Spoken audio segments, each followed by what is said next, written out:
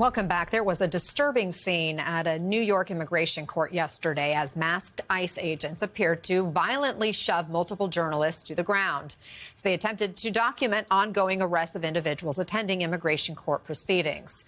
Though NBC News has not independently confirmed the severity of the injuries, one of the journalists required medical assistance and was seen carried away on a stretcher following this incident.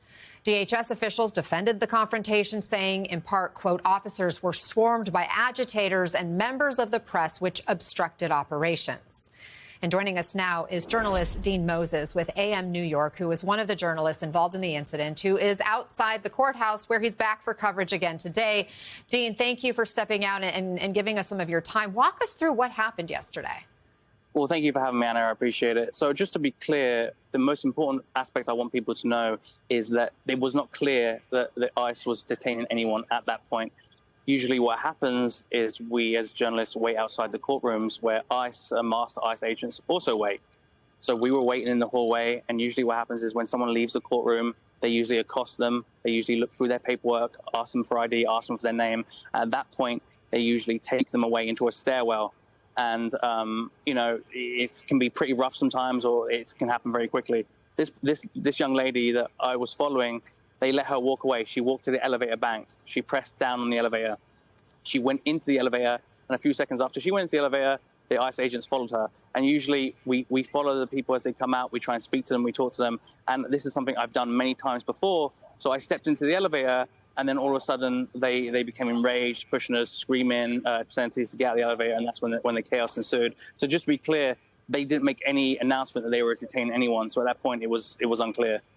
So you talk about the chaos. DHS also references that in their statement, saying that officers, as they put it, were swarmed by agitators and members of the press, which obstructed operations. They say officers repeatedly told the crowd of agitators and journalists to get back, move, and get out of the elevator. What do you make of that apparent justification for these actions and their claim that operations were obstructed by members of the press?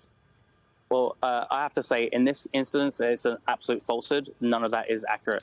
I would be lying if I said this hasn't happened in the past. There has been protesters, there's been activists who have attended court hearings, who have, you know, I would say fairly say has impeded detentions. But in this case, there was no activists. There were no agitators. It was just members of the press. I believe there were some court observers nearby inside the courtroom who weren't press, but they were not near where this took place.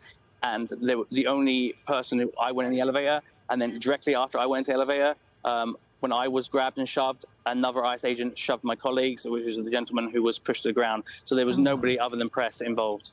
So the guy who was on the ground was one of your colleagues. Well, what kind of injuries did he sustain? And did any of these officials try to help him? So actually, you know, you could hear the slam. It was a really sickening thud of when his head and his back hit the back of the very hard floors in the hallway there. And the ICE agents just rushed away. Thankfully, my other colleagues and some of the actual security guards who worked there, independent of ICE, did step in, tried to call for medical attention. He was left there for some time, I would say 30 to 40 minutes, really not moving at all until EMS was able to come and take him away.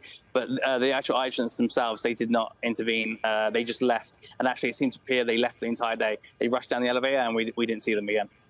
There was that other incident just last week where the wife of a man who was detained by ICE was violently pushed to the ground by ICE. And this was video that went viral. It led to a rare rebuke of that officer's behavior by the administration. Again, you're back there today. You've been there. You've seen so much more than what the average American is seeing through these viral videos. What do you want people around the country to know about what you're witnessing at that courthouse day in and day out? Well, I think it's important that people are aware that, first of all, that incident is nothing new. That went viral, but we've seen instances like this occur on a weekly basis.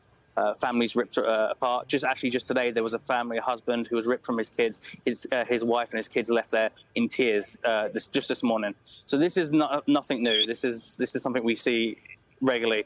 And I think what's also important to know is a lot of the individuals who are being taken they are as confused as anyone else. They don't know why they're being taken a lot of time. A lot of times they don't speak English, so they just getting pulled away and in their mind, tantamount to kidnapping because they do not know what's going on. So I think one important thing is to know is from my reporting, from my understanding, none of these individuals are criminals like the borders are. Tom Homan would like to have people believe.